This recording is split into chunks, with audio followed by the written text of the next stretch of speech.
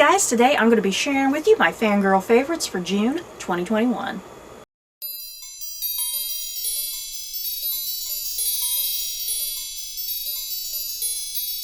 So, how's it been? How's everyone doing? What did you get up to in the month of June? Anything that you just personally enjoyed? It is the summer months. A lot of people tend to go on vacations. Have any of you guys gone on some really good vacations or planning on going on some vacations here over the next couple months?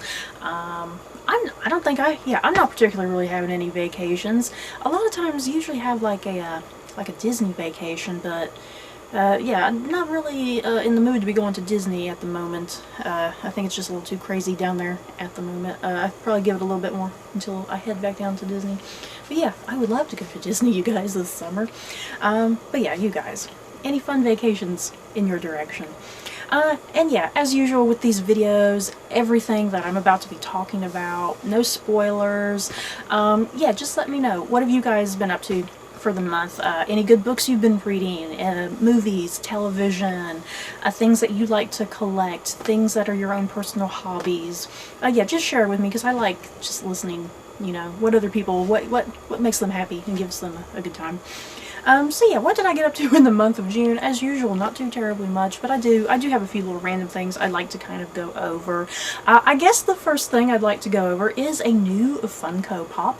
You guys, I think in the previous couple months or so, I've shared with you that I got like an Edgar Allan Poe Funko Pop, and then they recently came out with like a Jane Austen Funko Pop, and now they came out with Bram Stoker, author of Dracula.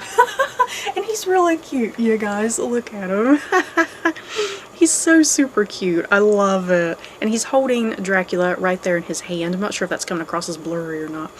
But yeah, this is really cute. I love it. I'm gonna definitely stick him right over there with my Edgar Allan Poe and Jane Austen. He'll fit right in.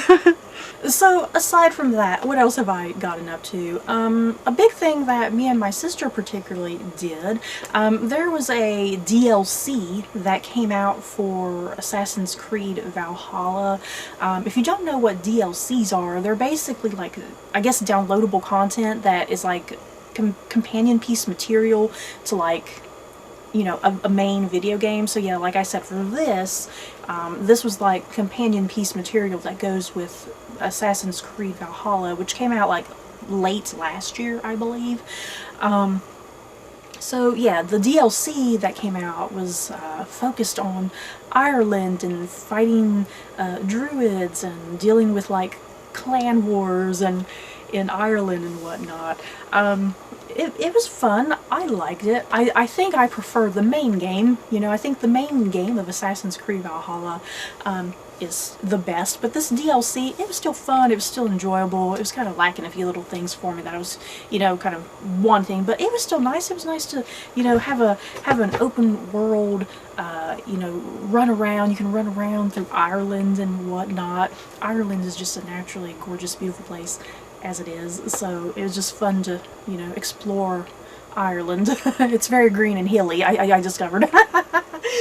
And rainbows. There were so many rainbows, you guys. Me and my sister got the biggest kick out of the rainbows, because you were like on your main character is like riding on the horse, and you're running around and you're fighting people, and you can look up in the sky and there's like a rainbow arcing somewhere. It was kind of hilarious, and every time we came across rainbows, we sat and like took pictures, because in the game you can take like little snapshots to save and share with like the game community, I guess is how it works. So yeah, we just kept spamming everybody with our photos of rainbows. Was there gold at the end of those rainbows? Who knows? There might have been. I was curious if there were. So yeah, that's kind of the big thing me and my sister got up to, was the DLC for Assassin's Creed Valhalla, focused in Ireland specifically this time.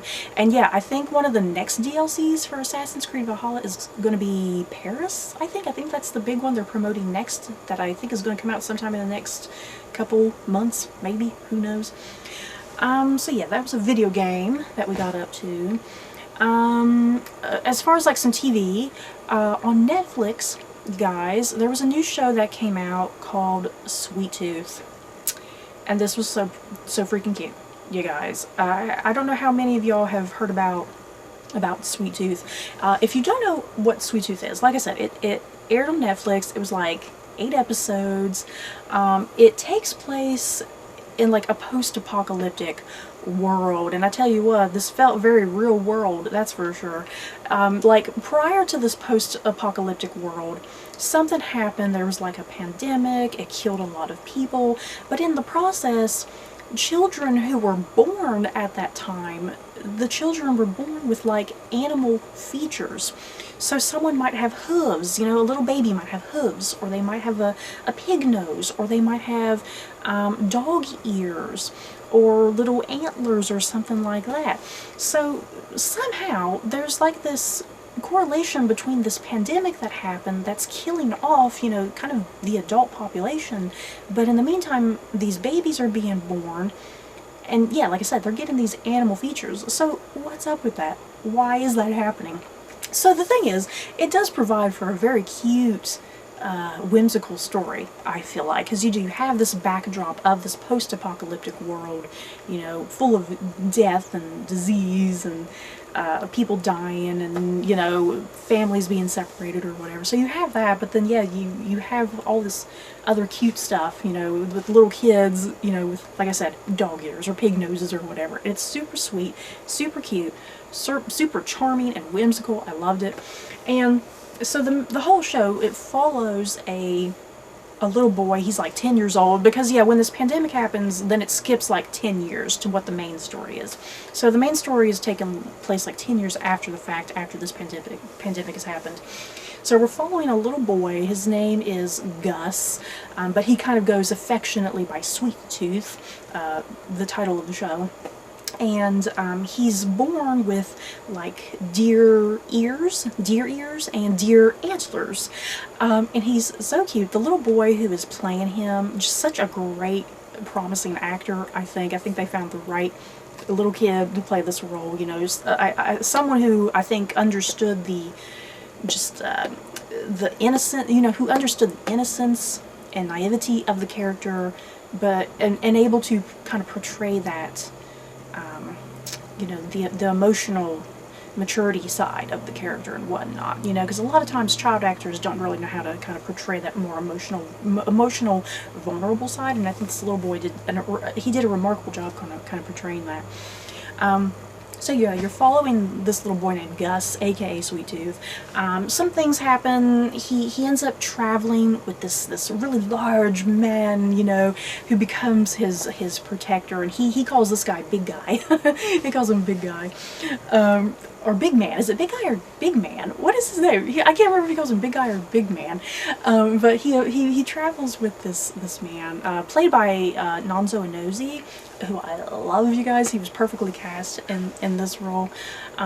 So the little boy, this man is essentially his protector as they're navigating across America in this post-apocalyptic world. And yeah, Gus is, he's looking for somebody. I won't sit and spoil it, who exactly, but he's looking for somebody, and he needs someone to help him, you know, travel across America, because there's people out there who are bad, who are hunting, you know, these children who look like animals. There's bad people out there who are hunting them on purpose, you know, for trophies and for monetary gain and whatnot. So yeah, Gus, he's a bit of a hot commodity, if you will. So he's in a very vulnerable, sticky place. So yeah, Sweet Tooth, I freaking love the show. You guys, like I said, cute, adorable, whimsical, charming. I loved it. I know a lot of people apparently who have read the comic books, because it's based off of a series of DC comics by Jeff Lemire, I believe. I know a lot of people who read the comics didn't particularly like the show because they felt like the show lost, I guess, some nuance and some depth and just a lack of some of the darker elements. But yeah, I've never read the comics, so I can't really compare it to that, but I still adored the show. I just really found it sweet and charming. And I found it to have a lot of depth and nuance, and I think it was pretty dark in places, you know, and even though it is pretty dark, I think kids and teenagers can probably easily get into it as well, you know, with adult supervision, because it is rather dark in some places. Yeah, Sweet Tooth. Has anybody else watched it? Because I loved it. I'm so glad I watched it, because at first I was really hesitant. I was like, I just don't know if this is going to be for me, but I'm glad I watched it. It ended up being kind of just the perfect sort of thing for me, and I did. I loved it, and I highly recommend it if you have a Netflix account. And then I guess the one last thing I'd like to cover really quickly, I was messing around with the community post feature on YouTube a little while back, and I asked you guys, you know, who watch my channel, I asked you guys just randomly, because I've watched a lot of historical fiction TV this year, and I do mean a lot. I've watched fairly close to about 20 TV series that have a historical fiction element to it. That's a lot, I know. So I was essentially asking you guys if I, at the end of the year, made a pretty lengthy video, you know, pretty much listing and ranking all of the historical fiction TV that I watched this year. Would you guys be interested? And I did have a good dozen of you. I'm kind of surprised. I wasn't even expecting a dozen people. I was expecting maybe like 2 or 3 of you to even respond to my poll.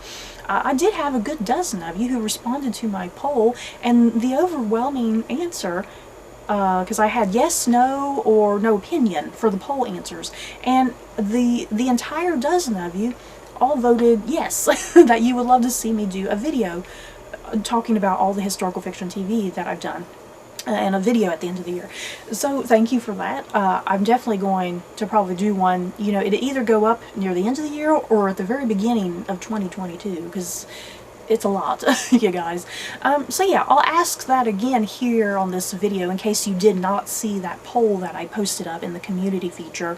Yeah, are you interested in a pretty lengthy video where I'm going to talk about all the historical fiction TV that I watched this year?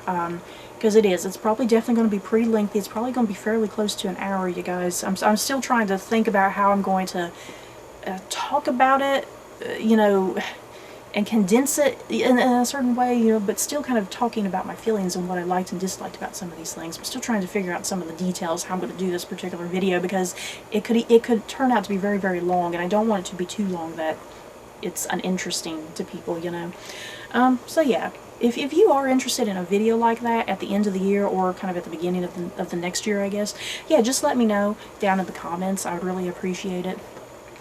So yeah, I think that's it for this video, you guys. I don't think I particularly have anything else exciting to talk about.